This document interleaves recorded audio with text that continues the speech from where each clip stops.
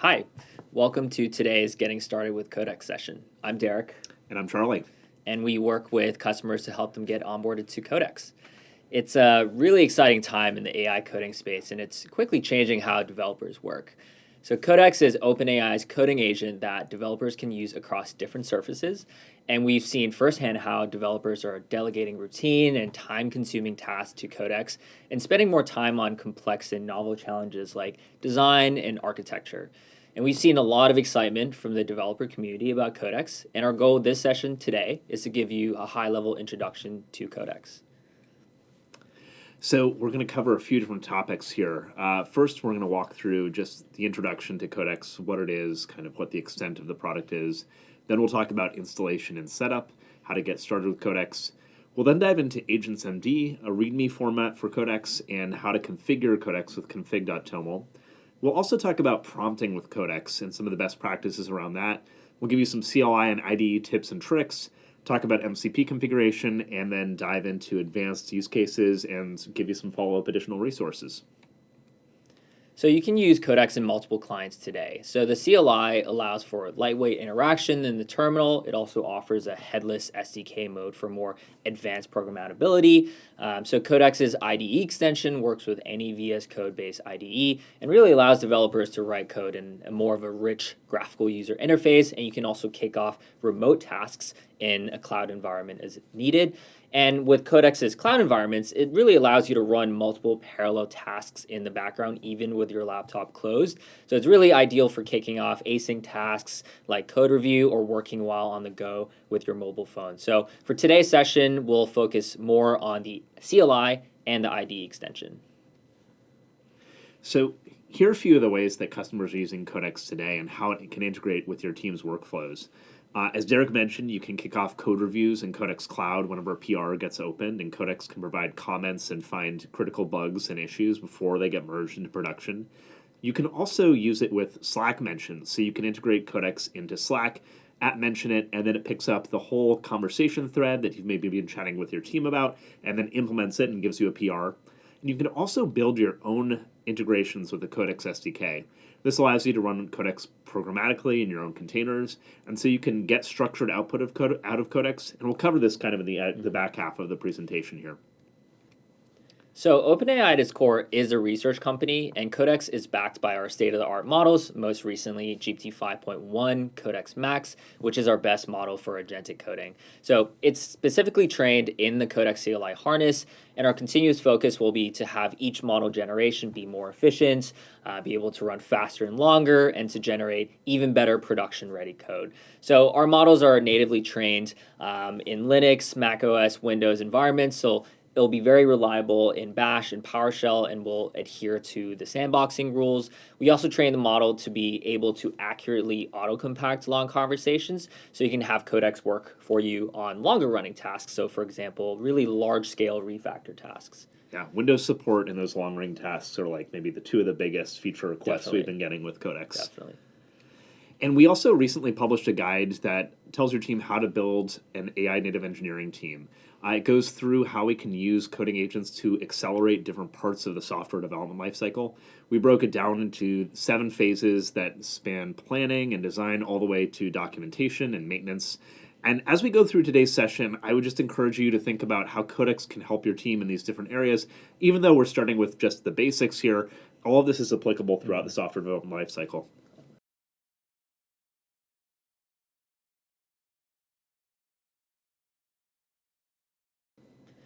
So let's get started. As a quick reminder again, the focus of today's session is the CLI and the IDE surfaces. We'll be using an open source repository. So if you're new to Codex, we definitely encourage you to follow along using the same repository or just a repository of your choice.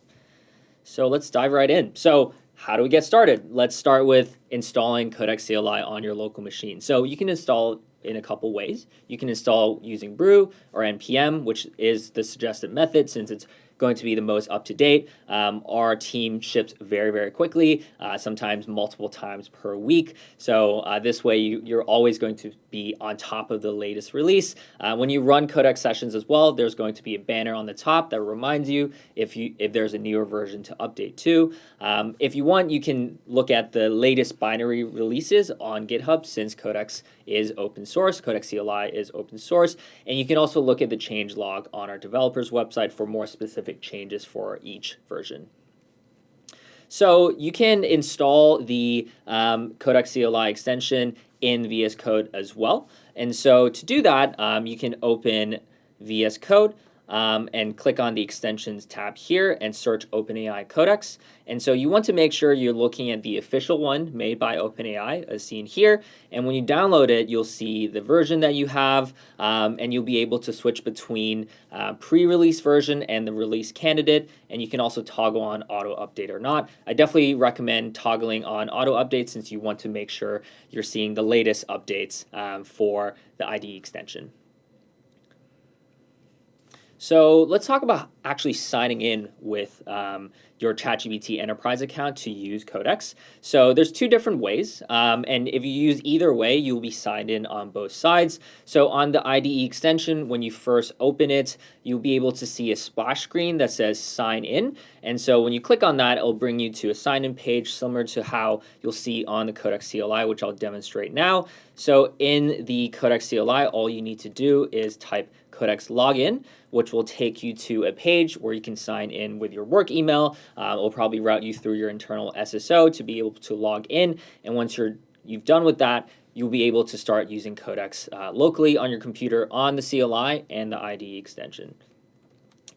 So let me go back here. And so once you're in Codex CLI, I'll show you how to start running it in a second. You'll see that there's a couple slash commands that I'll note throughout this session. The first one is /status.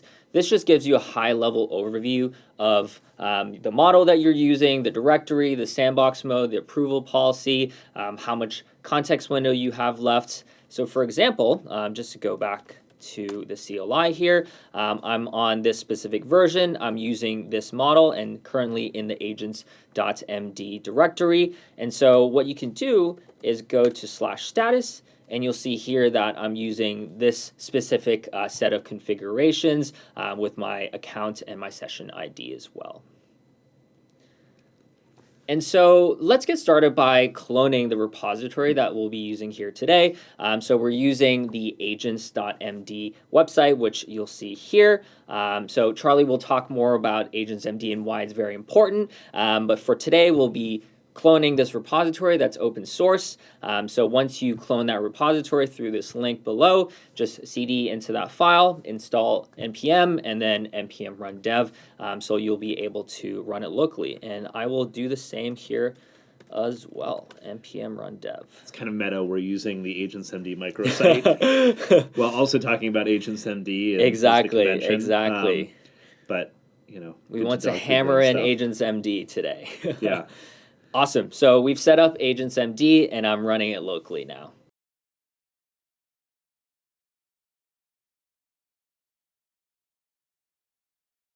So I'll hand it over to Charlie to dig a little deeper on Agents.md.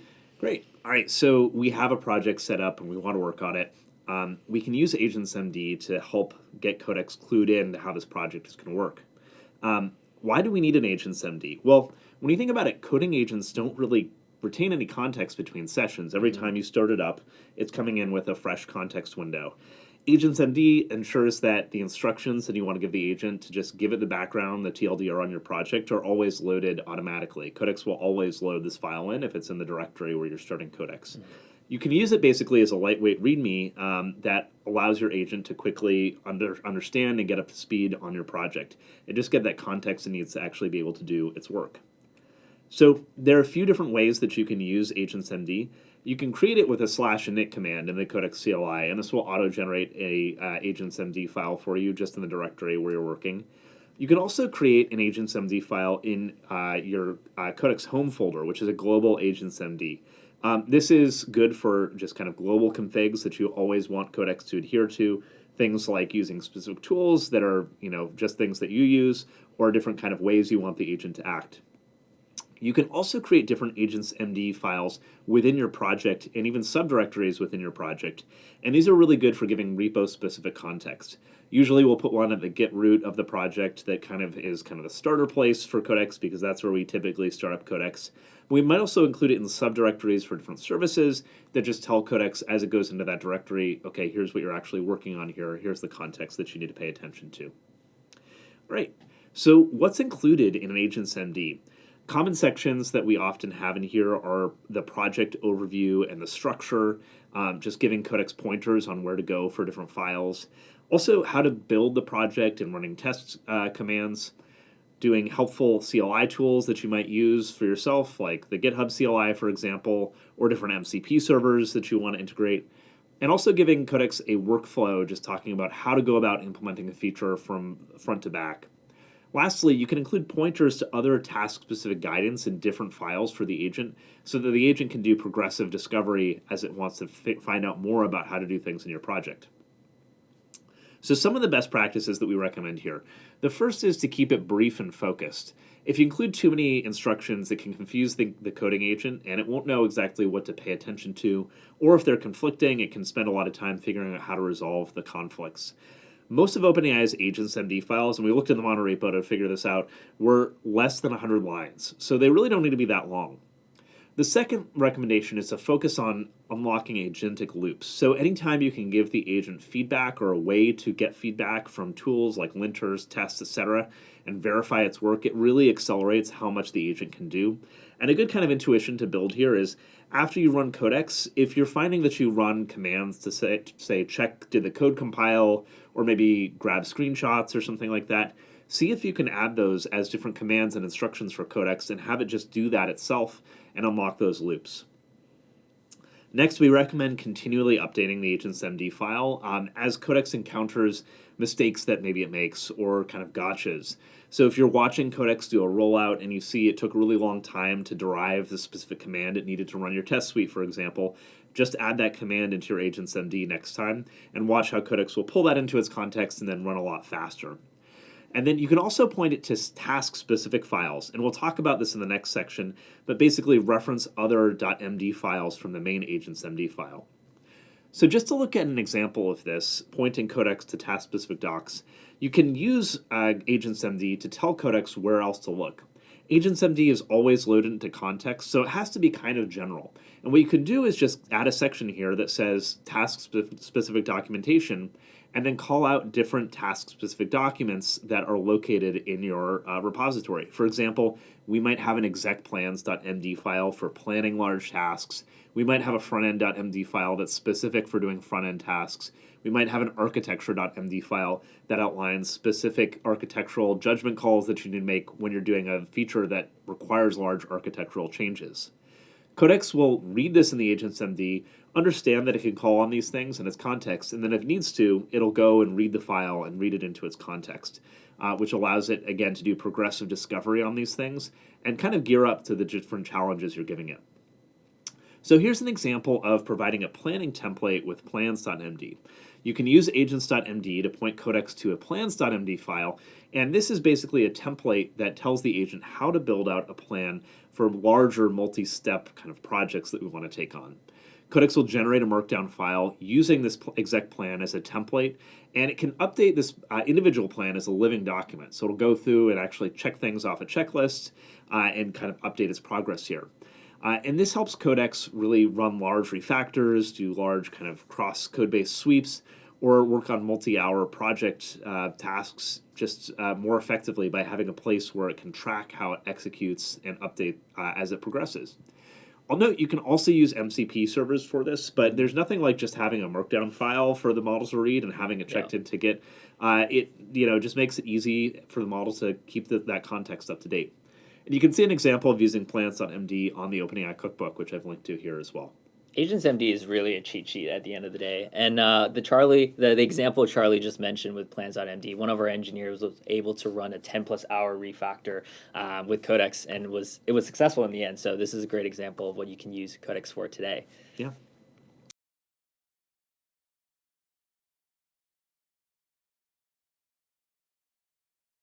All right, let's talk about how to further customize Codex to the way you work in addition to Agents.md, which is the configuration TOML file. So Codex CLI was written in Rust, hence why it's in a TOML file. As you can see here on the right, there's a couple different areas that you can customize and have it run as default when you start a Codex session. For example, you can specify the default model reasoning effort, sandbox mode, approval policy, which I'll talk about in the subsequent slide. You can also toggle certain features to be default on, for example, web search.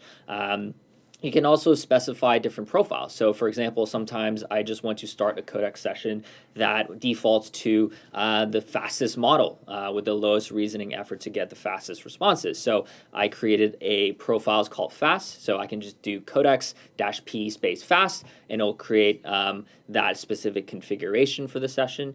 And as Charlie mentioned, MCP is an area that you can also configure Codex to work with. So in this example, we have one of the MCPs that we'll cover later in the session as an example on the right. So this is just the tip of the iceberg. As you can see on this slide here, there's a lot of different configurations that you can do with the Codex CLI. And if you go to this website, you will see a lot of different configurations for you. One of my favorites to set here is the terminal notifications. It allows you to get like a pop-up when Codex finishes a task, which some people don't like. I actually like it because Codex will run in the background and like ring a bell when it's done for me, so that's nice. But a lot of bells going off. To go back to the last slide here, so approval policy and sandbox mode are two areas I just want to dive a little further into. The default for Codex is to have the approval mode on request, which is Codex will run until it decides it needs to ask you for any escalated permissions. The other default is workspace write as the sandbox mode. What that does is Codex will write to files in your current directory and not anything outside. But as you can see here, there's a couple configurations that you can change with the default when you start a Codex session.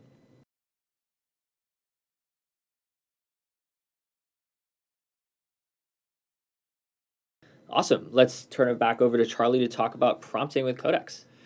All right, so similar to writing an Agents.md file, your prompt is kind of the ultimate context which you want to give Codex, right? And so writing a good prompt really determines kind of what you get out of Codex. There are a few tips here which we found to be kind of universally helpful. So the first is to use @mention to just point Codex to a file within your code base that you want to start focusing on. I use this a lot, and it doesn't necessarily have to be the file that you end up wanting to analyze or kind of like pull in, but a starting point to kind of anchor Codex where it can start then traversing all the code paths is really helpful. When we see the agent kind of go off the rails, a lot of times it's because it starts looking in a part of the code base where it's just not really relevant to what you're trying to do. So if you can anchor it with this, super helpful. The next recommendation is to start with small tasks before you move on to larger ones. So if you're new to prompting with a tool like Codex, smaller tasks are going to be easier for you to test out and kind of review to start. And as you get more comfortable, ramp up asking Codex to do kind of more and more tasks and larger units of work. But as a tip here, you can actually use Codex to help break tasks down, and it can do this by looking at your code base. So if you ask it to do kind of just a pure research effort to go look through your code base and figure out how it would implement a feature and break it into small tasks, it'll actually come up with very small units of work that you can then just prompt it to do and follow up on and follow along with. We always recommend including verification steps, so provide Codex with the steps to check its work, for example, running tests, linters, etc. If this isn't in your Agents.md, it's good to include in your prompt. Another way to do this is just tell Codex, here are the requirements that you need to implement in order for this feature to be considered complete. And it can use that as kind of a yardstick to measure its progress as it works along. The next is, if you're debugging, which is one of the top use cases of Codex, just paste the full stack trace into Codex, give Codex the full kind of detail there, and it can use that to navigate your code base and figure out what's generating the error. Super, super helpful. As we mentioned before, you can customize how Codex does its work by using Agents.md. And we also recommend that you try open-ended prompts. This can be great to just brainstorm ideas for feature improvements or how to improve performance. You can ask Codex kind of after you implement a feature, what would you consider building next? And Codex is actually really good at kind of looking at your code base and holistically considering, okay, here's what I would add. So there's more on the developer's website on this, and we encourage you to check out the prompting guide for Codex as well. A great thing Codex does as well is Codex CLI actually gives you next steps, suggested next steps when you ask it a prompt. So this is a great way for you to continue the brainstorm conversation, as you said. Yeah, yeah. So some great starter tasks, if you were to just try Codex today, explain the code base. Just write a quick README based on something that you're interested in the code base, or maybe another team's code base at your company. Use it for bug fixing. Just paste in the stack trace and have it work on fixing a bug for you. Have it expand test coverage. So take a look at a feature and ask it, which edge cases do we need to consider? Are there other things that we need to add in here to complete our test coverage? And it can build out those tests for you. And then also doing refactors across many files. So maybe we want to make a generic component that's kind of spread across multiple different implementations. Codex can look through and identify patterns, extract that component, and then make it kind of generic across all those different interfaces. It's really good at those kind of refactoring tasks. And one underrated area is writing documentation. Yeah. Engineers typically don't like doing that, so I love using Codex CLI to help me write the documentation that's needed. Keeps it up to date as you're Exactly. building things. So let's take a look at this in the CLI of how you can send a read-only prompt and change the reasoning effort with Codex. If you're in the CLI, you can fire it up using Codex and then use /models to switch between low, medium, and high. Let me pull this up and show you what this looks like in VS Code. So I'm in VS Code, and I'm just going to pull open Codex in the side panel here. I have a few options down at the bottom. I can go and select if I want to work locally, which we're going to focus on today. But you can also actually run tasks in the cloud. So if you've connected Codex Cloud, you can have your agents spin up a cloud container, run multiple different iterations in parallel in those containers, and it's a great way to get different versions going. We can also switch the different modes that Codex has access to here. So for this, I'm just going to ask it about the code base. I'll put it into chat mode, but I can also put it into agent mode or agent full access mode or a custom configuration mode here. And then lastly, I can pick the different reasoning models, the different models here, and also the reasoning level that I want Codex to use. This will be a pretty simple question. I'll just say, can you tell me about this project? You can make this more custom, and it'll go through. It will actually research kind of what's going on in the project. You can see it's starting its chain of thought here. And once it gets going, working with this, we can see the steps that it's following. So it'll give us a summary of what it's trying. You can actually check out kind of the files that it's read down here. And when it's done, it'll produce a full summary for us to actually go and review here. One of the things that I love that's kind of a more advanced way of using this is actually asking it to look through the Git history. And it can use Git just like it would on the command line to figure out maybe who committed to this file or what were the recent changes that happened in the project. Super helpful way to get on board. Codex is a know-it-all historian. Yeah, yeah. So that's sending like a read-only prompt, but obviously we also want to be able to make changes. So here's an example that I've already kind of pre-built here. I wanted to create a simple HTML page called assets.html that shows how the files in this Agents.md project are related. So we could generate a markdown file, or we could generate a whole documentation website. So let's generate a documentation website. Just to show how I did this, if I go back here and actually view the different prompts that I have, I can see the different conversations that I have going here. And if I go into this one, here's where we created the simple HTML site. I can see that it created this assets.html file for me. I can click to open that in the side panel. And I can also go and see kind of the summary of the chain of thought. So Codex went and actually implemented this as a file here. If I pull it up here and grab it, it's in assets.html. You can just go to Chrome and show it. And if we pull it open in Chrome here, I can tab over to, if I tab over to Chrome here, let me get this going again here. Is it in? It's right here. Oh, there we go. If I tab over to Chrome here, I can pull this open, and we have this file that's already kind of generated a really nice looking like documentation page for us here, where it's calling out kind of the different flows in the project, what all the different files do. Again, super simple example, but just kind of a quick run through of what Codex can generate really quickly for you. All right. So let's go back into the presentation here real quick. And there we go. So we can also send a prompt that makes further changes to the site. So not just kind of like documenting things, but like changing existing functionality. So that for this one, I can say, can you implement, next to the Explore Examples, View on GitHub buttons, and maybe a download button, and another one to copy the page's markdown. So all I need to do this is open up a new conversation here. I'll just start a new chat and say, can you implement some hero buttons to download the repo,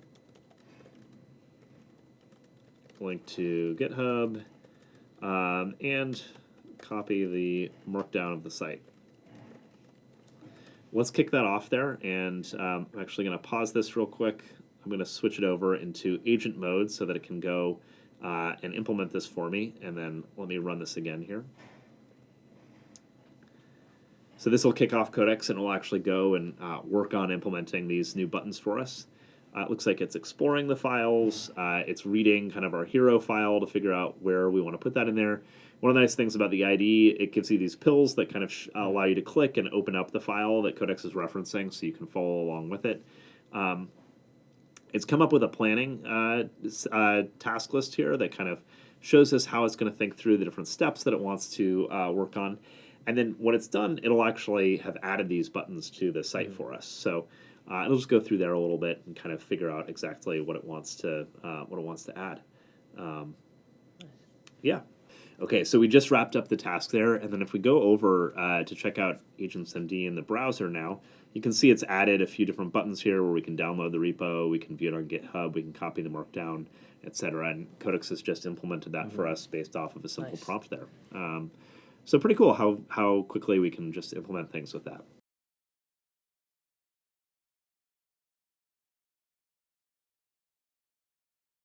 All right. Over to you for some more CLI and IDE tips and tricks. Thanks, Charlie. Let's talk about some different tips and tricks across this two surfaces, the CLI and the IDE. So Charlie already mentioned this briefly earlier, but you can point Codex to specific files in your code base. For example, in the CLI, I can quickly just mention any sort of file. So I can specify file and ask any questions so Codex knows exactly where to look at. Also within the IDE extension, I can also do the same. I can pick a specific file. One thing to note here as well is you can actually bind specific keyboard shortcuts to specific functionality. So here there's one that you can actually bind and add context by just highlighting specific parts of the text in a file. So I bind a Command-Shift-C personally, and as you can see here, I added context for the hero TSX file, these specific 10 lines by just binding the hotkey there. So just another tip in terms of what you can do with the Codex in the CLI and the IDE extension. So you can also use to-dos in Codex IDE, and this is a feature that I personally love using. So for example, if I go back to this IDE extension, I can actually go to a specific part of the file. In this case, I believe I have a to-do already here that asks Codex to do something similar to what Charlie did, which is to implement a button to download Markdown to view on GitHub. And once you have that to-do created, you can actually just click on implement with Codex, and it'll actually fire off a task on the right here. I won't have it fully run since we've already completed this task, but as you can see here, you can technically have a lot of different to-dos within your code and actually just have Codex implement all of them for you, which is fantastic. So let me go back to the slides here. So another area that a lot of people use Codex for is to actually prompt Codex with an image example. So in this case, if I go to the Agents.md file, you see here there's no background color for these three setup commands. What I can do is actually just take a screenshot of it and ask Codex to make the inline background code chips orange. So in this case, maybe I'll just use the CLI here since we've already used the IDE for a couple examples. In this case, I'll just paste in the screenshot here. Can you make the inline chips orange? Great. So Codex is able to read that. As you can see, it'll explore the code base and find exactly where it needs to update. In a few seconds here, it'll be able to actually change the background colors of those 3 setup commands to be orange. Super helpful. Like anytime you find yourself trying to describe like which button third Yeah. from the left or whatever, like Codex is supposed to modify, Exactly. or like you just give it an image that's able to understand the image and Exactly. make code changes based off of As that. you can see here, it added a couple lines, took out a line here. So if I actually go back, great, it was able to implement according to what I asked it to do, which is fantastic. So you can also do this in the IDE. Just to quickly show how that would work, you would just click on the plus and add image. As you can see here, I can specify the screenshot.png that I have on my desktop and do the exact same thing on the IDE extension. All right, so one other great tip is to know how to resume a Codex session. So within the CLI, when you quit a session, typically people want to sometimes go back to the session to continue the conversation, especially when there's still a huge amount of context remaining. So one thing you can do is in the Codex CLI interface is just run Codex resume.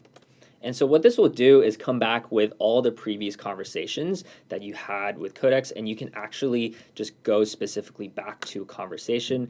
In this case, I went back to this specific conversation, and I can just continue it. So this is just an example where, for example, I can just ask Codex to change the chip code to green after I change it to orange. So again, this is a very, very simple example of how you can resume conversations. And as you can see within Codex CLI, there is a session ID. So if you want to go back to a very specific session and not have to scroll through the Codex resume UI, you can just run the specific command and it'll go back to that session. And Charlie already showed this earlier, but you can always go back within the IDE and search for a specific task and show that accordingly and continue the conversation. Yeah, as you can tell, context management is just so important to getting the right results out of there, and that session contains all of the context that you've given the model. So I use it a lot as kind of like, just almost like a mini project container for a specific aspect of a project that I'm working on. Maybe like I have a test session that I'm kind of working on, or I have like a specific session for implementing a front-end feature or something like that. Yeah, definitely very, very helpful. Another great tip is you can actually use Codex in the IDE extension to generate mermaid sequence diagrams. So this will show you how the processes operate with one another and in what order in the repo. So to show this in the IDE extension, I can go back, sorry, too many windows, and actually show you that I ran this earlier. So all I asked is provide me a clean mermaid sequence diagram for this code base, and it came back with a very concise sequence diagram that I can copy, I can download, and this is really great for complex repos. Awesome. So one other area that we briefly touched on earlier is web search is default to be off for Codex. And so what you can do in the config toml file is to have the web search request default to be true. If you don't have that in your config toml, you can also just pass in a configuration flag. So in this case, you can just ask Codex with enable web search requests to add something like the latest news footer box that gives you the current article of the Next.js 15. And so this is just a quick example of how you can pass in specific configurations when you start a Codex session. And one great area that a lot of our users use Codex for is to add specific custom commands. So in this case, you can go to your Codex home folder and create a prompts folder and add test.md file as an example. So what this file will do is ask Codex to generate unit tests for any of the files that changed and use the existing test runner and just to keep the diffs minimal. So what you can do, and let me demonstrate very quickly, is you can go to your Codex home folder. In this case, I just opened it within VS Code, and you can create, like I mentioned, a prompts folder, and in here I added an @test.md file. And so what that does is if I go back to Codex CLI, if you just added it, you should quit and just restart it. What you see is that if you type in prompts, you actually see the @test.md file here. So when you click enter, it'll actually pull in the exact instructions that you gave this markdown file and actually generate the unit test for any of the files that changed. So very, very convenient, and obviously this is just one example of a custom command that you can add for Codex.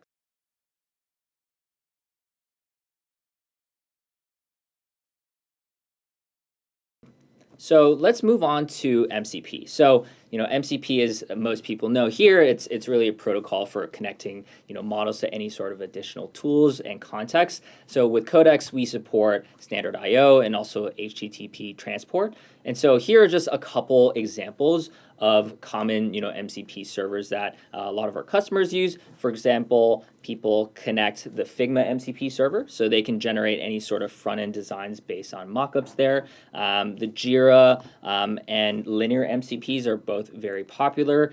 So for example, you can see what tickets are assigned to you. You can have Codex actually create the code changes for you and update the ticket to done, for example. You can also use, for example, Context 7 to implement any third-party API callouts. And also the Datadog MCP server is hugely popular to diagnose any production issues as well. But as you know, there's a lot of different MCP servers out there, and Codex is able to connect to these servers for additional context. So here's just one example. We called it a cupcake MCP. This is a very simple example that we created just for this session. So what this does is just returns an example of how many cupcakes someone has ordered. Just a very simple example here. And to run that command and to add the MCP to Codex, what I'll do here, as you can see here, this is the generating unit tests that I did earlier. In this case, I'll just quit and start it again. And I copied in this command to add this cupcake MCP server. So with Codex, we made it very simple for you to just type in Codex MCP add and add in the parameters. And when I click enter, it added a global MCP server called cupcake MCP. And to show that it actually did add, if I go back to the config toml file, as you can see here, if I reduce the size of this, it did add the MCP server here. So you can also just directly add it in your config toml, but we've seen a lot of our users just use the simple Codex MCP add as an example. So to use one example on how to use the cupcake MCP, so we are going to ask Codex to add a section at the bottom of the Agents.md page that just fetches Rachel's cupcake order. And very simple. I'll just use this to illustrate how MCP connections work within Codex. And so I'm starting another Codex session here, and I'm going to paste in this request. And so as you'll see in a second, it'll be able to call the Codex cupcake MCP server and actually add this piece of code at the bottom of the Agents.md page. Cool.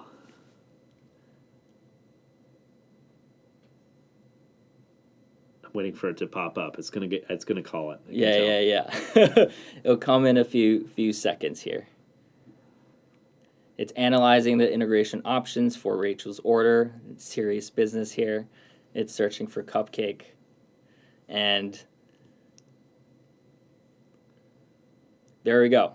It called cupcake MCP search. It was able to fetch her order. As you can see here, Rachel ordered 7 marble cupcakes for pickup. I'm getting hungry just looking at this. And what it'll do, Codex will add this to the bottom of the agents.md file.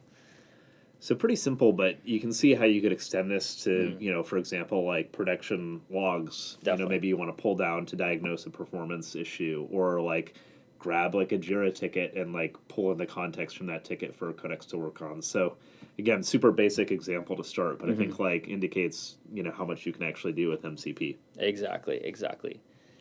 I will move on to the next example as it completes this task.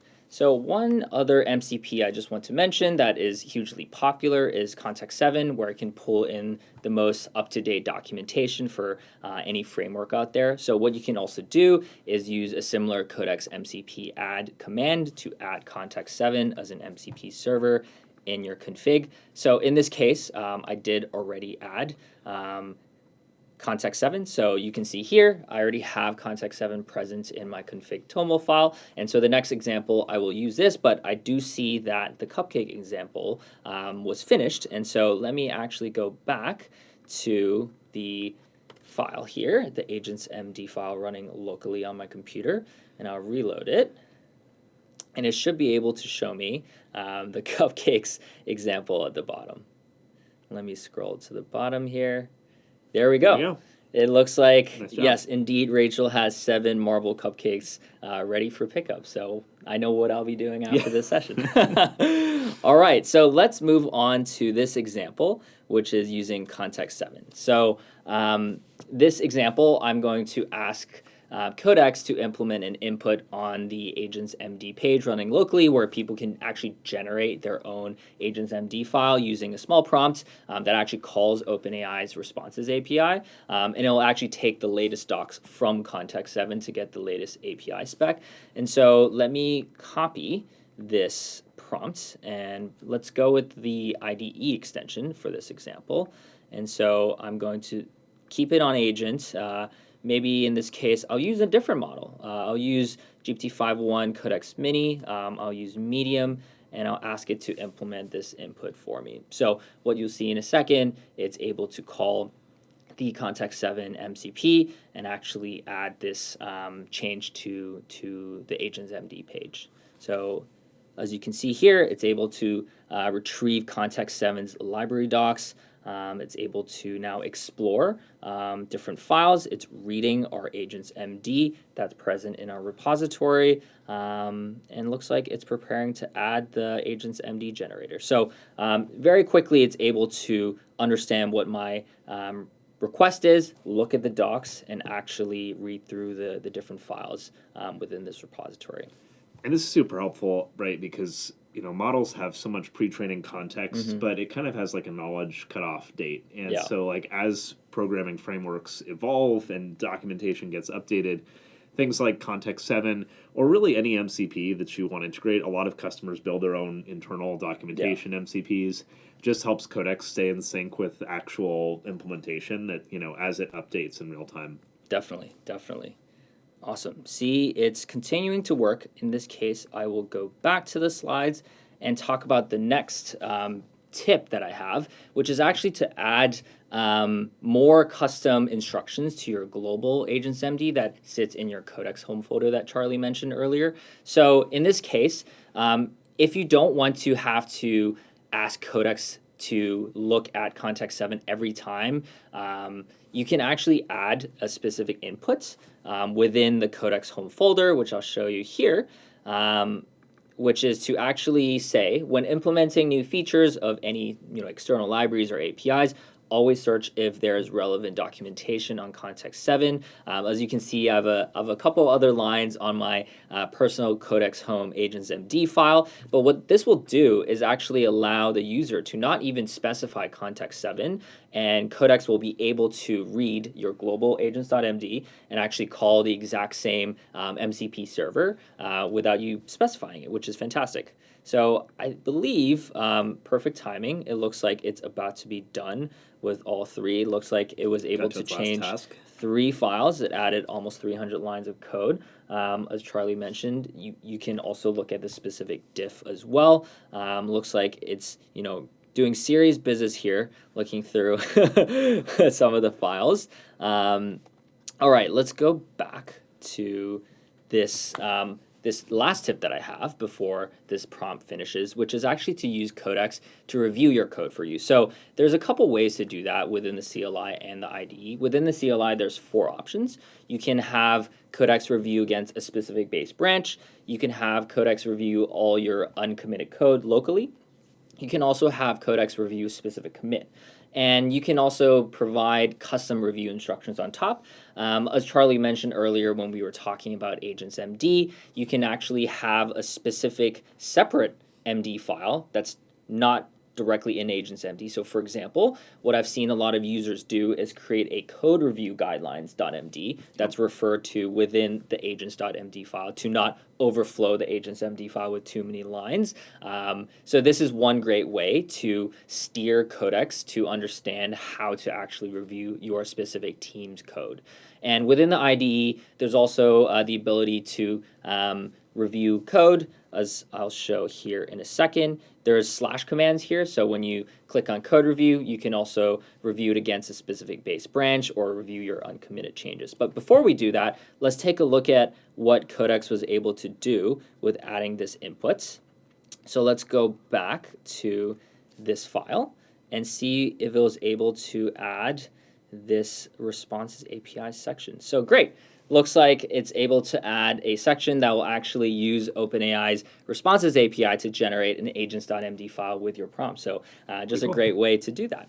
So I will quickly show how to fire off the code review. So again, you can use Codex CLI with the review command, so you can review your uncommitted changes, review a specific commit, or add custom review instructions. In this case, I'll quickly show how it works within the IDE extension. So I can click on code review here and click on review uncommitted changes, and it'll be able to actually run through, and it'll come back with a couple responses. Usually it'll look to see if there's any P0 or P1 issues, and it'll definitely surface that. It'll also surface sometimes P2 or P3 issues. And it's just a great way to know what you need to fix and actually ask Codex to fix it for you. Because it does come back with a button within the IDE extension where you can just click on it and it'll help you fix the issue, which is pretty fantastic. Awesome. Yeah. Exactly. What a great way to, to do everything in one with the Codex CLI and the IDE extension. I think one of the most important things we found with code review is that it really can't be too noisy. Like if it's commenting on too much, people just tune it out. And so the model has actually been trained to kind of really only focus on those P0 or like P1 issues. And sometimes they'll find P2s or like P3s, but like I often find usually when it comments, it's like, if I don't fix this, it's going to break in production. Exactly. It's definitely found some code issues internally that it helped fix. And it's just a great way to not have an expensive linter, right? Because it always comes back with something that is actually an issue that you can actually have Codex fix for you.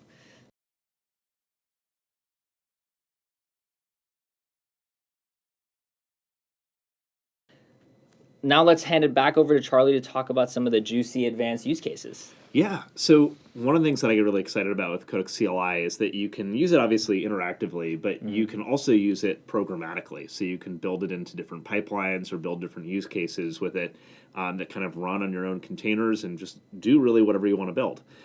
So to kind of show this, I wanted to jump into the terminal here and just pull up Codex and kind of show what this looks like. So in our Agents.md site here, we have a special file that I've created. I'll actually show this over here, called Codex Output Schema. If I close Codex on the side here, we can see what this is. It's just a JSON file that adheres to the OpenAI structured output schema format. And this tells Codex precisely the format that we need to receive a response back in. So for this example, I was working on doing like a code style analysis kind of checker. And I have a few different properties. It has to include like the number of files that it analyzed, the total number of issues that it found, the overall score from 0 to 100. We can also define like an array so that we can have individual items for every single issue that it finds, and each of these can have their own required fields. It's a very extensible format. And what we can do is actually run Codex with this and do Codex exec, which is Codex's headless mode, analyze this app for code quality issues, and then give it this output schema param and just have it generate JSON. I'll fire this off here, and you can see, rather than going into an interactive terminal mode, Codex is just streaming kind of the raw logs out, which we can consume.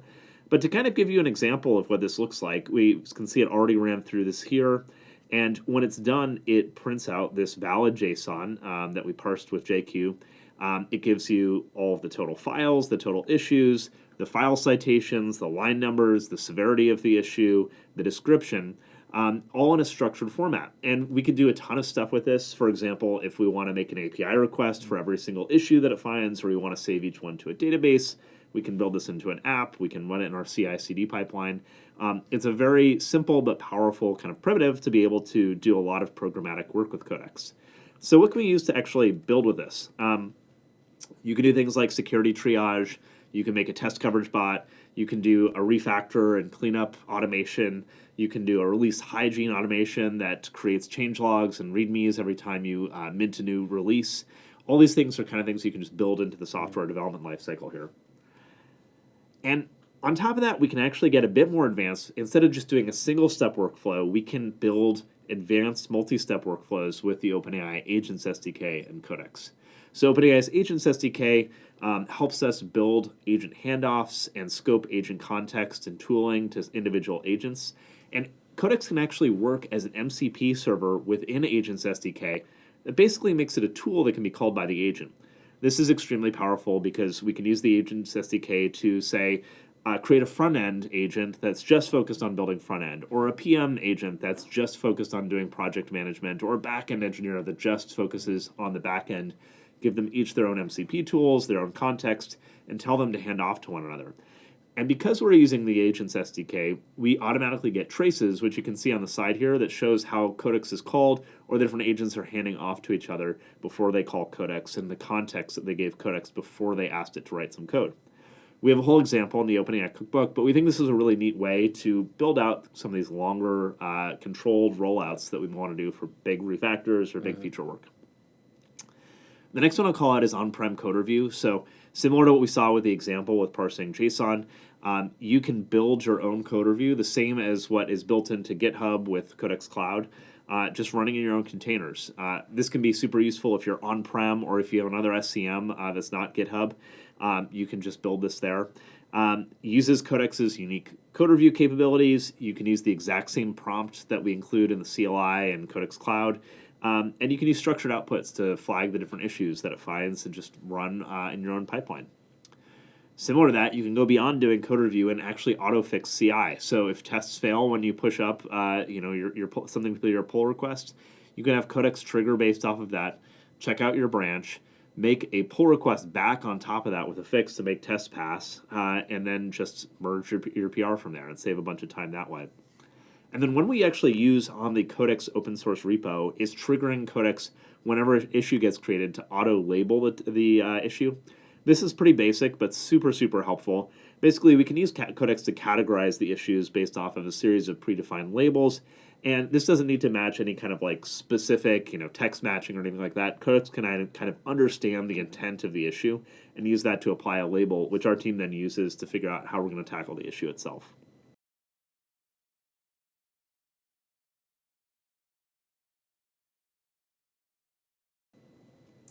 So before we wrap up, I just want to share a few additional resources, some for all users. So for the Codex documentation, go to developers.openai.com/codex. Lots of great tips there and kind of full documentation available.